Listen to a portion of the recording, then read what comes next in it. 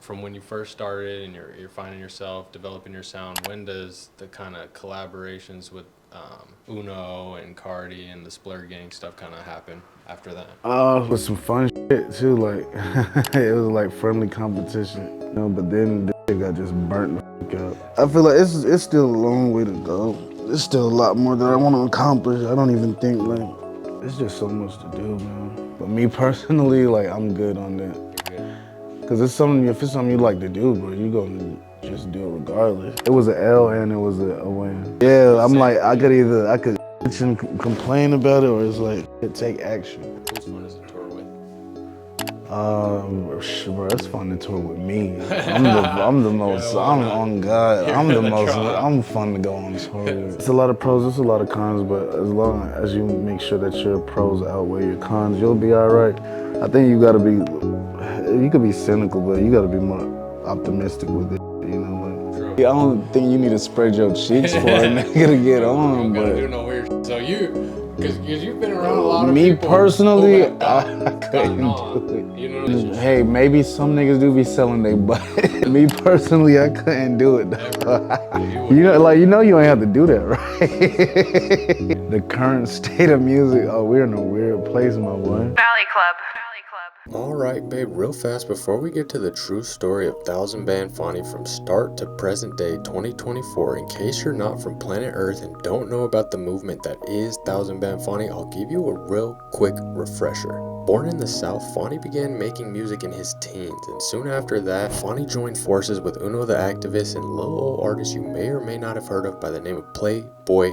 CARTI. Forming the Splur Gang, together these three arguably dominated the skateboardy, SoundCloudy, elevator mag underground music subculture that swept the nation from the mid to late 2010s, garnering millions of plays, views, and followers. These guys essentially blazed the trail for what is today the blueprint for the young black rap rock star-esque persona. Excellent. But like all good things, they come to an end, and people grow apart and do their own things. The three continued to thrive in their own lane throughout the rest of the 2010s. That is, until the good old scamdemic, which did indeed flip the underground on its head. Couple that with the Biden economics, and the 20s have indeed been a turbulent ride for the underground enthusiasts. However, fast forward to present day 2024, and Fauni has seemingly emerged unscathed. Fresh off the release of his Orange project and set to hit Europe this summer to seemingly resume his European tour that was abruptly halted by the pandemic, the stars are realigning for our guy. So while here in Phoenix for his show, of course we invited him to the Valley Clubhouse to record some music, shoot some videos, and sit down with us so he could describe the journey in detail, and here's what we got.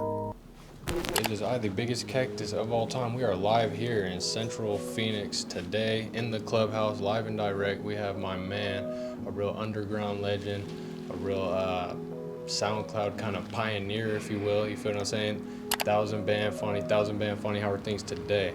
It's a good ass day, man. It's hot as hell out here, but it's cool. It's a little warm out here in AZ. Yeah, it's warm out here, man. It's toasty. We got that hot ass air. You've been out here a couple days now, right? You've done some show, or you done a show, right? Yeah, we did a show last night over at Rebel Lounge, and what got here, like, was it yesterday? Yesterday morning. Damn, it feels like it's wild. We got here yesterday at like 6 a.m. Facts. But it feels like it's been like an extra day. Right. How'd the show go? Was it lit? No, they was turned. Was it? Them folks was turned over there, man. Have you noticed a difference in the crowd reaction and participation and whatnot since COVID and stuff, or no? Kind of everything's back how it was. I mean, niggas is a lot more active like after COVID. Before. Yeah, I see, like after COVID, it's a lot more interaction and shit. I mean, folks, if they want to rage, they gonna come out to rage. They gonna come out to have a good time. Right. Period. Regardless, right? Yes, sir. So everything's back rolling and whatnot. We'll get more into shows and stuff and whatnot and COVID. But let's take it back. Let's start from Jump Street. You feel what I'm saying? Let's start from Jump Street all the way, the beginning. Born in Chattanooga, Tennessee. Mm-hmm. Okay. And then moved to Atlanta when? How old was I, bro? Probably, I was young as hell. I was still a baby, like, still legit, definitely. Toddler type. I remember we moved to my aunt's house on McAfee Road in Decatur, and I was like, maybe like 6 6, 7, around that time. Okay, so yeah, essentially raised up in Atlanta for sure. Yeah. You know what I'm saying? Decatur, that's like the east side. Yeah. You know what I'm saying? I seen in some of your other interviews and whatnot, you bounced around a lot. Yeah, it was a lot of moving around because of, you know, like that stability. Moving schools, like I was on the north side, east side, west side, like I was everywhere. Okay. Then I'll go spend summers with like my grandfolks and all them, you know. Shout out to Granddad Rico, man. Shout out to Nana Shirley. Shout out to them. Out of all the sides of Atlanta, what side was your favorite, would you say? I with Midtown heavy. Midtown? Midtown got the vibes, yeah. Midtown do got the vibes. I was just out there a few days ago and shit. Yeah, Midtown got the vibes. I like the East too. The East is being gentrified like crazy. Like yeah, it is. Like shit. Ponce de Leon, especially, but Ponce is fire as hell too. I'm gonna clean. I like being at Ponce de Leon. Yeah, I'm They got a lot of good restaurants, and they got some fire shit. Yeah. Nice ass spots, yeah. Right, you kick it, take your girl and shit. Yeah, cool vibes and shit, go take a walk on the belt line and shit. Man, it's nice over there. You feel what I'm saying? As far as school, where'd you go to high school? What side of Atlanta? I went to NORCROSS High, South Gwinnett High, Salem High. Okay. Yeah. So 3 high schools. Yeah, but I graduated from NORCROSS though. What had you moving around so much during high school? When that recession hit, boy, god damn. The 08, 09 08, hell yeah. Especially then, boy, god damn. That shit just punched you. Hell yeah, I was at my grandmama's house, that's when I went to Salem. Like, I started South Gwinnett, I was only there for like 2 weeks, nigga, like, then we moved to Salem, then eventually niggas went back to my uncle's house over in Norcross, and then went to Norcross High and shit. Shout out my Uncle Sam. Shout out Uncle Sam. That's where you eventually graduated, you said, right? Yeah. Okay. It was cool, bro. Gwinnett is like, that's like north. That's like that's like nicer part of town, right? Yeah, definitely nicer and A little shit. bit more It's suburban cool. and shit. What was that like vibe-wise? Uppity folks. What was that like vibe-wise? Like, Shit, it was cool, bro. Like I met a lot of like engineers, producers, like designers, and like that. And it was nicer, but niggas was still on.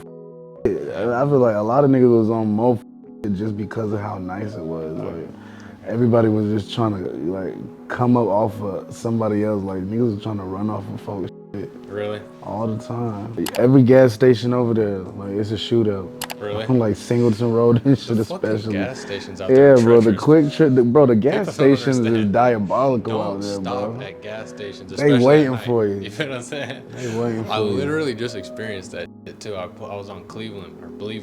Oh yeah, you was on the south side. Yeah.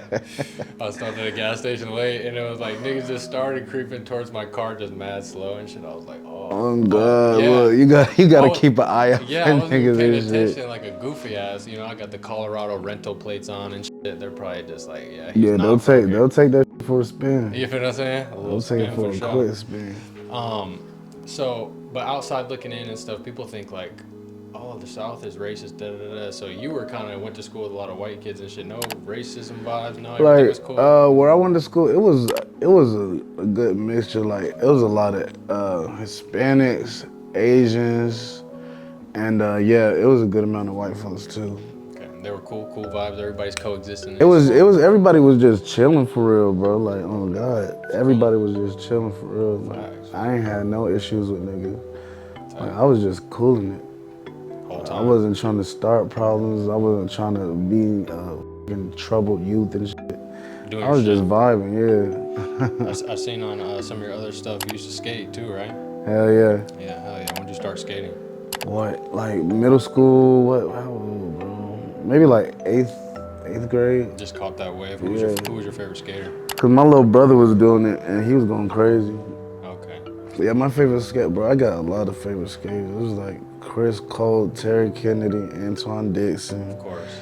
You feel me? The like legends. Tyrell Tyson or something like that, bro. Oh, yeah, I'm not hip to But this nigga in the street league going crazy, doing switch lasers down like 12 set of stairs, effortlessly. Yeah, it's like a different level now of skaters. It's super crazy, bro. Yeah, it's like these kids are, like niggas really, like now niggas really doing the Tony Hawk shit. Like literally in real life, huh? I'm like telling the you. shit we can only do in Tony Hawk. Yeah, niggas really doing video game shit. No, they're like treating it like a sport. Like, you know, their kids are like getting tutors and Yeah. stuff. You know what I'm saying? Like, I'm telling you, like, training programs. they going all the way in with it.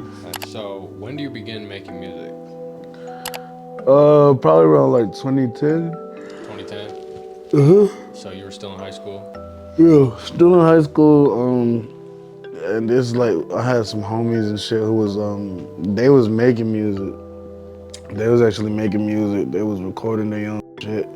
Like he have like a portable studio that he bring. His homie would bring, and they just record in his room at the apartments and shit. And I just witnessed it. You feel me? And that shit was fire as hell to me. So.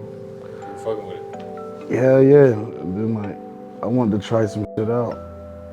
And that shit was ass though. Was it? Yeah, like I'm pretty sure them niggas still got. I think they uploaded on YouTube, bro. It's this song called "Speeding and Smoking." 24/7 shaking bait. No taps on my body, but my girl inked up.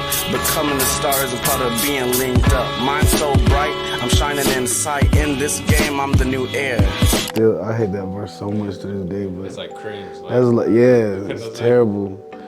But it's like one of my favorite, well not favorite, it's one of my first tracks like I ever recorded. Tight, yeah, I was peeping some of your early stuff. You were kind of like, you had a whole different vibe going. You were definitely on like that, almost like how Lucky was, like a little bit kind of backpacky, but not really, like just like, you know, more lyrical type shit. You know type shit, yeah. Like when you first started out and shit. From when you first started and you're finding yourself, developing your sound, when does the kind of collaborations with Uno and CARTI and the Splur Gang stuff kind of happen after that? This will happen probably around like 2014-ish. I know Jordan because he stayed down the street from my auntie in like Fairburn. So when I was skating over there, like he like peeped like the swag and shit. And then like we was just cool from then because this nigga like was in the cul-de-sac. And when you say Jordan, who are you referring to? That's CARTI. Okay. So yeah. Okay. So I met him like from my auntie, and then with Troy, Uno and shit, I met him slick, like kind of through CARTI in a way, but mostly because I seen like his music and shit. And he was at Westmar Lofts and shit like that. But Uno, he was at Westmar Lofts, pulled up on him, and then niggas just clicked, and we went to the studio like immediately. And, instantaneously. Yeah, and like we made parking lot pimping and shit. Nice. That's like the fucking first song I actually discovered. One of the homies was just playing it on repeat for like a whole day and shit. And I was like, eventually it got stuck in my head, and then I texted him later. I was like, what was that song you kept playing, bro? Like, it was Parking Lot Pimping, and then I played it on repeat. Oh my God. You did your shit on that shit. Niggas had too much fun with this shit. Yeah, that was like a whole different vibe when I was listening to it, from the beat to the flow, everything. You guys were like one-on-one type shit, you feel what I'm saying? When you did that shit. Man, it was just easy to vibe and shit. Like when I first started, cause I feel like I was like being like a try-hard, putting a lot, like too much effort into it, like with certain shit. And then I just had to kind of like just relax more and chill out, you know, like.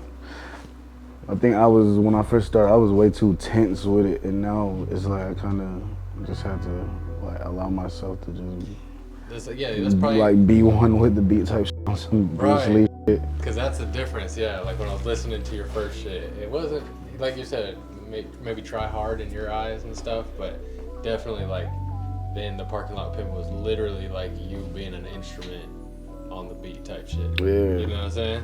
Like riding that shit. That's tight. What about songs like Amazing and shit? Was that shortly after that?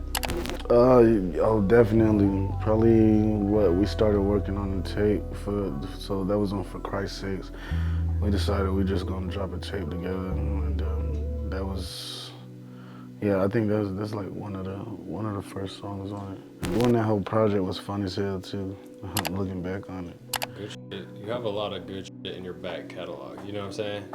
That's timeless. Like I'll go back and I'll listen to it over and over, you know what I'm saying? Mm-hmm. What, for people at home, what was it like What's the recording process like with those guys? Because they're so legendary. For you, it's just normal, like me with these guys type shit or whatever. But like for people at home, it's like you, underground SoundCloud legend. You know what I'm saying? Uno, same shit. CARTI, where he's at and stuff. Like, what was it like being in the room in those early days? Like, what was like the difference between everyone's workflow, you know, and creative process?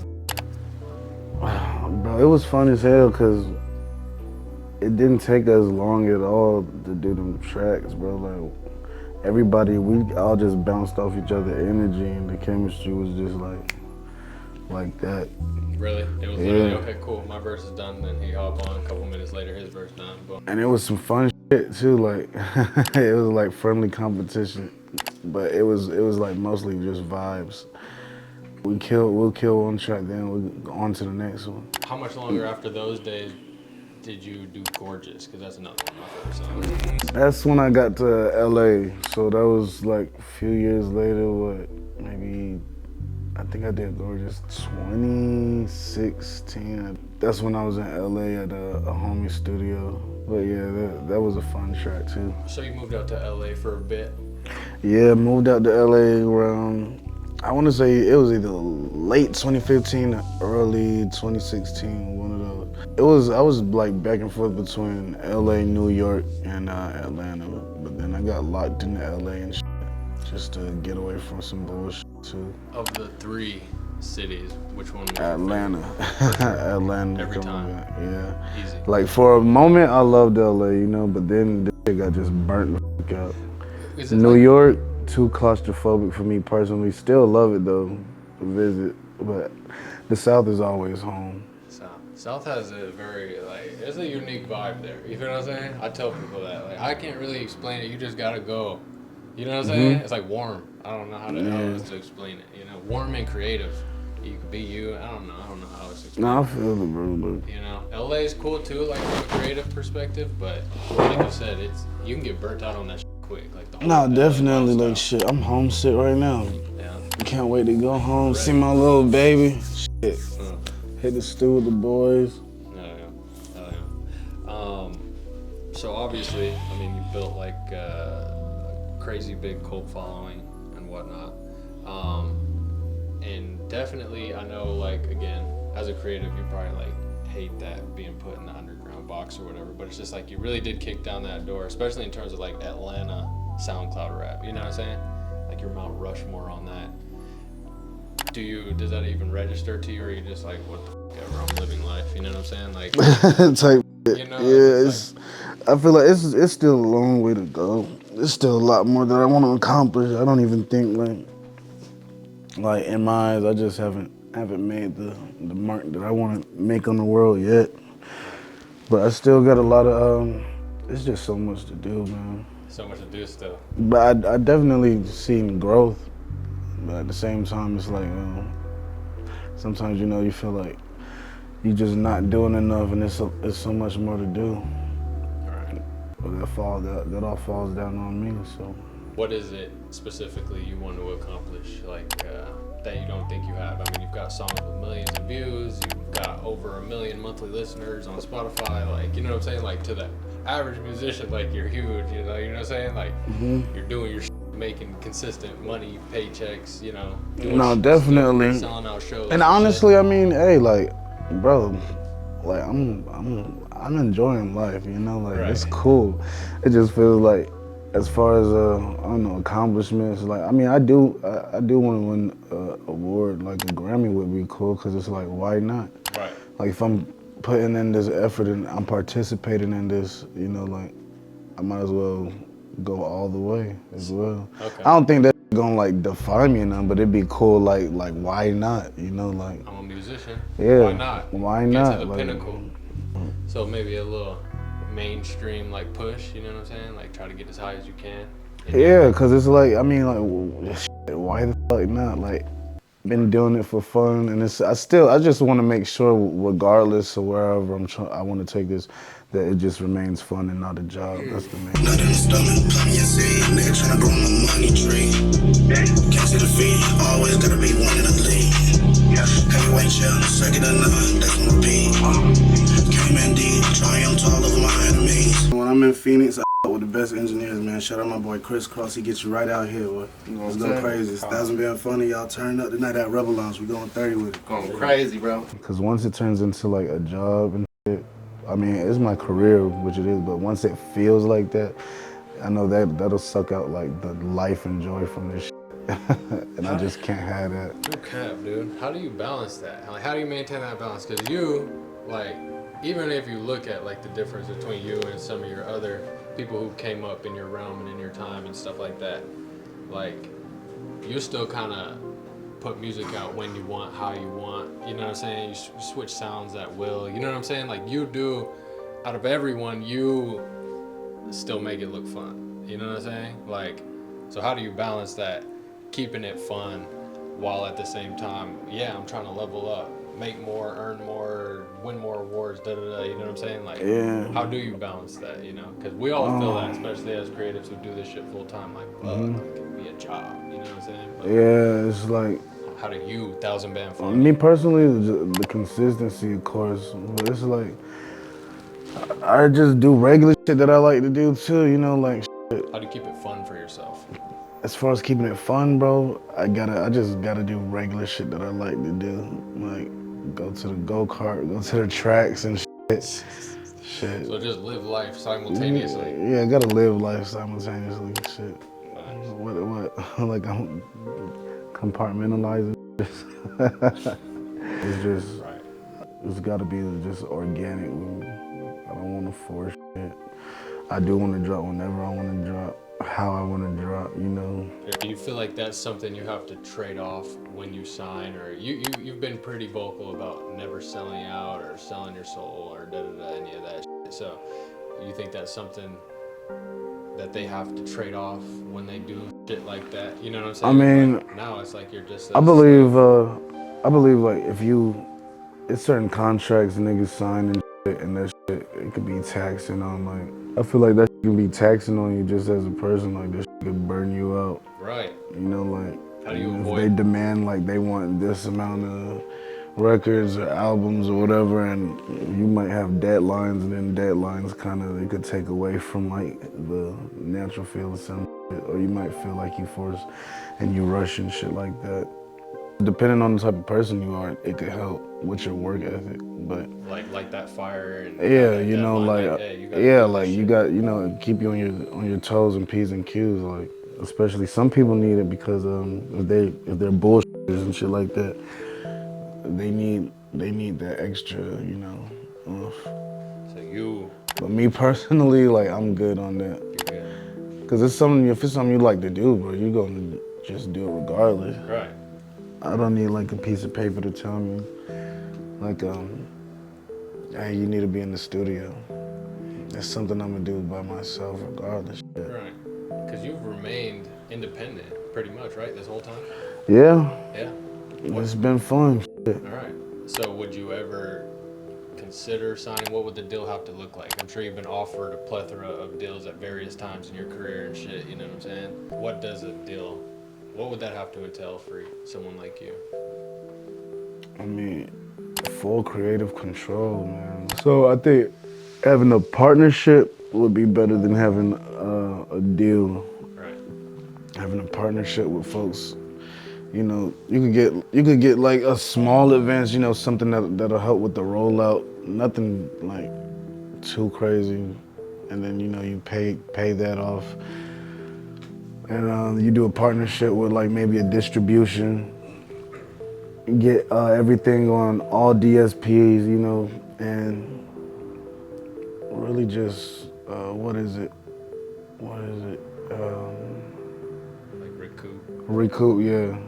Recoup, and then also a lot of niggas need to like start making their own merch, you feel me? Okay. You can go a long way just having your own merch, bro. It'd be like the little things some people don't put into consideration. True. Have some merch, have a website. Yeah. Because that's like people being able, we were talking about it the other day, being able to like buy your album nowadays, you know? Like, oh, spend 15, 20, 30 bucks with you or whatever, you know? Yeah. Right? And you know, you just have some merch, and that's also gonna give like people a part of you as well. Like, folks love that shit. You've got a crazy discography, obviously. You know, nice little catalog you've built up and whatnot. What has been your favorite project thus far? Requiem, Time of My Life is super fire. Like, cause with that shit, I did like a lot of like transitions with this shit. Yeah. And I remember like I did that shit, just recording all of it during the pandemic. And I wanted to kind of just switch it up. Like, I think almost every track has like a transition on that album. Clairvoyance, of course, cause that shit. Fire. That was a fire project. Yeah, Clairvoyance was fun. That was me and my girl's favorite one. She loves it. What was that song you did? American Muscle. American Muscle with the visualizer, yeah, I forgot. It's got a visualizer and a music video. Yeah, repeat in the house. Yeah, I love Clairvoyant. That's probably my favorite project you've done. Yeah, that shit was fun to me. I'm gonna come clean, bro. Yeah, Clairvoyance was good, dude. How do you feel about Orange? You just dropped the Orange. Right? Orange was fun too. What's crazy is Orange was really done like the winter of 2022. Okay, so post-pandemic. Tried to turn that bitch in maybe, 2 times, but during the last quarter of the year, you know, like, offices be closed. Right, ain't nobody taking shit. And with my distributors, like, so I'd have to wait till the next year. And then I also just had a different vibe by the time I went to turn that in, and that's why I made like a Leaving Loath. Hard as fuck, what's your favorite track on Orange? Off Orange, bro, Daily Basis, cause that shit was just, I remember being in the studio making that shit, it was fire. Love is fire too. It just vibed the fuck out.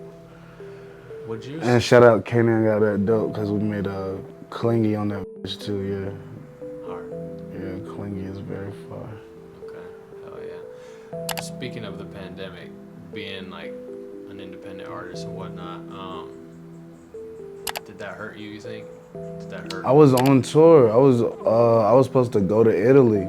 I see. So I had to basically cancel my tour. It was a world tour. We started off in North America, and we was over in Paris about to go to Italy. They were killing it. And then and like it would have been my first time in Italy, And then like Italy got hit hard as hell. Like during when they first initiated the whole quarantine. Yeah. So it was either get stuck out there or fly back home ASAP. And we almost got stuck out there. We had to leave from Paris. I was supposed to go to Italy, but I think we might have been in Belgium at the time. And then we had to go back to Amsterdam to get our flights and it definitely hurt, but it also, I was able to just lock myself in my apartment, and that's how I wrote like Clairvoyance and shit. So it was definitely gained something out of it, Right. I was able to knock out like a lot of good songs and projects.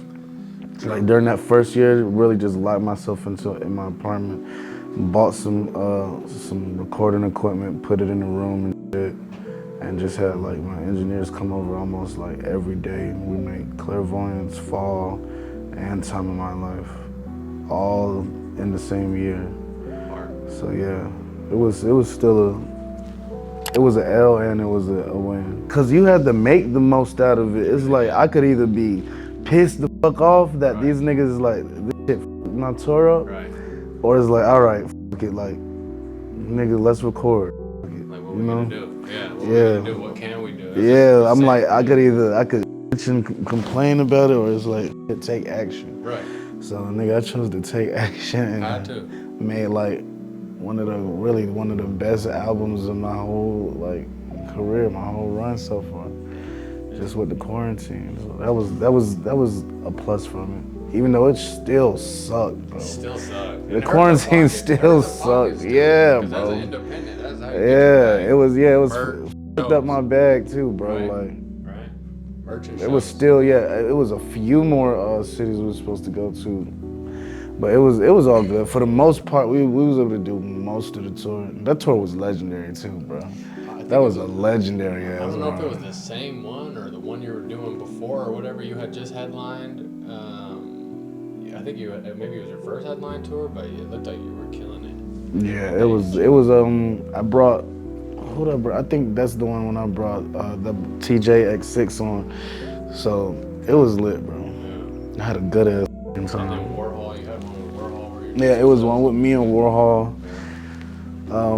I had one with Lucky, or like 2 with Lucky. I had like 3 with Uno. Of all those tours, who's fun is a tour with?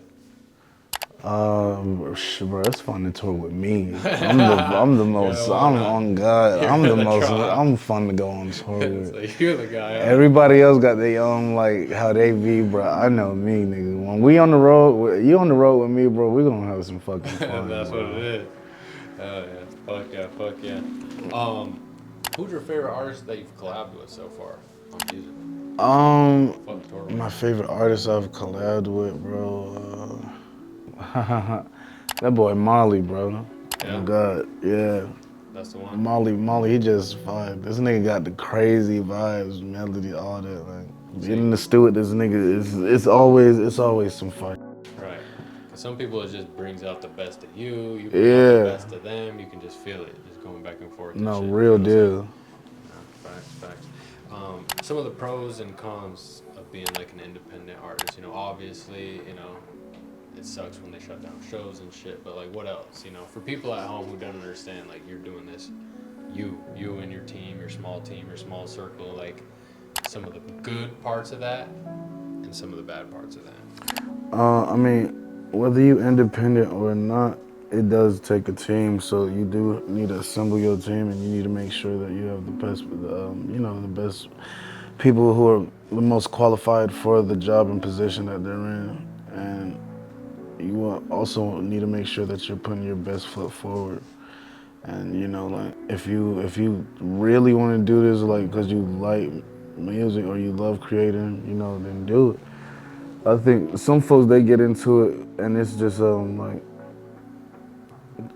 they think they want to do it and they probably just want like some quick clout or like they want to pussy or something. Yeah, or some like a lot of niggas do it. Yeah, niggas do it. A lot of niggas do it for the wrong reasons.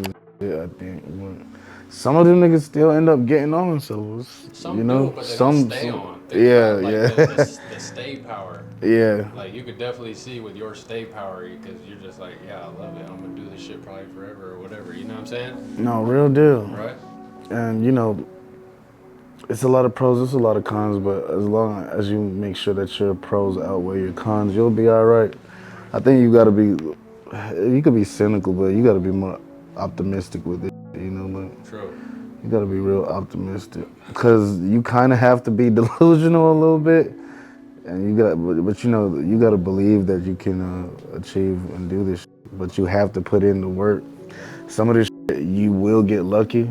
Like, I'd say it is a certain amount of luck that comes with shit, but you also have to have some type of product to begin with if you're gonna like receive any amount of luck, if that makes sense, you know?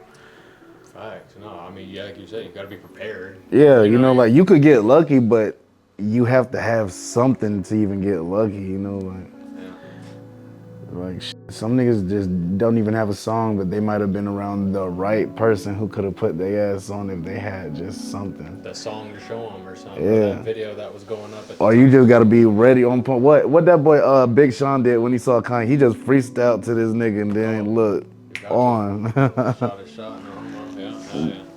Yeah. No Diddy. Yeah, no Diddy for sure. Speaking of Diddy, going back to you. Oh shit. What happened? First we'll say going back to what you were saying about sellouts and shit. You think that's part of being a sellout? Like having to be around people like, you know, Diddy and maybe certain situations and shit to get to like that higher stature and shit, or hell no? I mean, like, you can to a degree control who you're around, but I mean, it's also certain people who are in like certain positions and shit of power and shit. Like, I don't think you gotta like sell yourself short and like, I don't think you need to spread your cheeks for a nigga to get on. You don't but gotta do no weird shit. So because you've been around a lot of me people. Personally, I couldn't do it. You know what I'm saying? And gotten to them mainstream. Yeah, definitely. So it's like, you know, like what is it? You know what I'm saying? Like what's I mean, I think like, bro, I think talent gets you a long way, but also it be on like, you know, who you know, like some people be at the right place at the right time. Right. Garnering the And right then, relationship. hey, maybe some niggas do be selling their butt. Possibility. Me personally, I couldn't do it though. Ever. Right? Some folks probably do get their butt away, bro, but I mean, bro, it seems far-fetched. Like, it don't seem like that shit should be happening to grown-ass niggas, bro, but like, I guess some people really want, like, that glitz and glamour, bro, like, that bad. I'm like, bro, I'm good on it, like, hey. So you know, you ain't have to do that, right?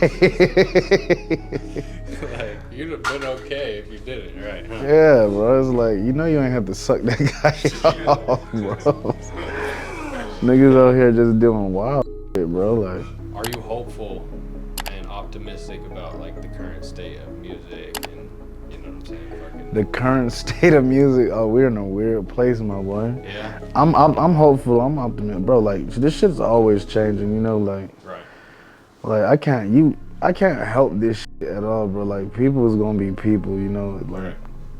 Everybody got something to talk about, even if it's straight bogus bullshit, degeneracy, whatever. Like, shit. I don't have, like, I got a lot of degenerate ass songs, bro, so I can't even be judging, like, what the fuck is out there. If Booty Meat the #1 song right now, get Booty Meat the #1 song. Is what it is. Yeah, and that's what's up, like, shit. Niggas be turned up. It's wild. I mean, the older I get too, though, I be like, bro, what the Huh. It's like hard. I'll be trying to understand this shit too. Like, yeah, I'm like, right, let me listen to this a few more times, see if I can, you know. Like in the moment, I could say in the moment, like if I was a DJ or some shit, and it's like, you know, like what's gonna turn the club up and shit, or if you like, you want to start twerking, I know like from that standpoint, songs I'll play to have start throwing that ass back. You feel me? Right. Getting folks lit or pumped up and shit. Right. But it is what it is. You can't even hate on it, bro. It's like, bro, maybe I'm just trying too hard or some shit. Yeah, some of the shit going viral on TikTok and stuff. Yeah, TikTok makes shit go viral like immediately. Like, right. I think I'm like shadow banned or some shit because this shit is wild, bro. Who are some of your favorite up and comers right now? Let's start in Atlanta. You know, because Atlanta has a vibrant scene too. You got the, especially as far as females, you got the, what's her name, ANYCIA or ANYCIA? What's her name? Hold on, pronounce that. She's tight. That's wild. Yeah, we got them. I go way back with her. Oh really? Hell yeah, she got me kicked out of Ragorama. No way. She did? She know what she did. She got both of us kicked out of Ragorama. Yeah, for being too goddamn lit. Okay. Oh yeah, you fucking with her new music and shit though, shit she's doing. Yeah, she cool as hell, bro. Like shit, she been around, like she been around gang and them, so it was cool. Like I remember she sent me some music just to let me see how some of that sounded a while back, and I was just like, oh shit, I was like, bro, you got some shit, bro. Like now just take it more serious and. She ended up taking that shit more serious, so that's what's up. Yeah, now she's her for sure. Yeah, she got her own little lane, bro. That's fire. That's fire. What about like the baby kids and shit? I see all the youngsters like going crazy. Bro, I recently heard of bro, but I don't like. I've heard of him, but I haven't heard his music. I don't think. Yeah, I haven't dove in. Okay. I'll be honest. I probably with like the niggas from New York, the 41 niggas, Kyle Rich and them niggas. Yeah. Hennessy got me bent. When is we again? I ain't even gonna cap. My girl slip put me on, but yeah, them niggas fire, bro. So you fucking with like the New York new wave type shit. PPG Casper, he got his own. He got going on. He fire. NETTSPEND.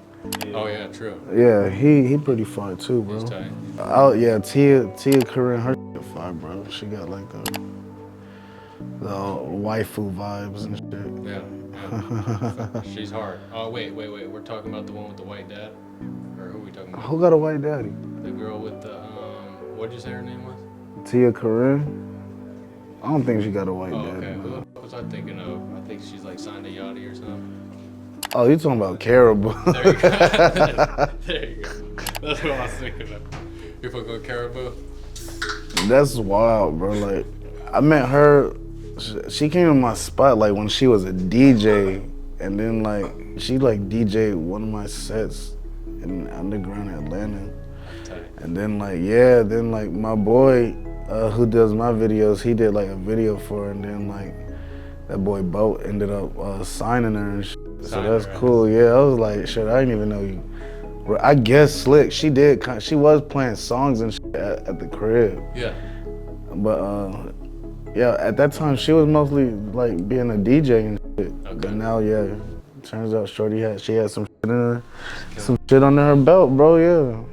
She got, yeah, she fired too, bro. Bo's doing it. He's a good little talent scout. I know you guys have had your issues in the past, but patched him up. Oh yeah. He been doing this shit, man. Yeah. So that's fine. Yeah, he's been a good little talent scout, good little A&R for Atlanta and shit, for sure. Yeah, no, definitely. Right. So we just dropped the Orange project. Now, for the fans, what's coming the rest of 24, the rest of her next for 25 and whatnot? Like, we got Grimoire coming, and then the Ghost King. So you could definitely expect that. I want to say probably July of this year. And then of course, you know, I always gotta have something for the fall for my fall boys, man. Got to. Yeah, I always got something for the fall. So probably gonna have a Ghost King for the fall, but it might change. Right now, definitely 3 projects in the works. Ghost King, Grimoire, and Ready for Action, so. How about as far as shows go? What are we looking at? Any festival Shit, hey look, we going to London June 22nd, man, so be there. June 22nd? Yeah, okay. It's gonna be my first London show ever. That's so. tight. I noticed a lot of you guys going overseas, like Slime Cedo was just in France and stuff, you know, like everybody's going overseas. What is it about Europe? I mean, if they want us, bro, we gonna take, like, if they want to throw it back because they want to turn up with us, bro. Coming to get it. Yeah. And also, I don't got no problem traveling to places I've never been. Facts. To like be around people who want to be around and pay me to do it. Hard. I have no issue with that. That's not a problem. Coming every time, huh? On good. Shit. That's hard. That's hard. So we got 3 new projects in the works. We got London shows in the works. Any merch drops? Any product drops? Anything? Check the Fallacy website out, man. Y'all check it out. Go to the Instagram page. Also, go to Thouxanbanfauni.com to get updated on the merch. Subscribe to the email list. And also, we coming for Tokyo end of this year, around October, November. So we'll see y'all in Shibuya. I love it, dude. Really expanding the FAUNI International this year. Yes, sir. Yes, sir. Shout out my boy Zenji. Shout out my boy Swish from Tokyo. Tight, man. Yeah. Hell yeah. Glad you made it to Phoenix, man. Glad you stopped by the clubhouse. Appreciate you rocking out.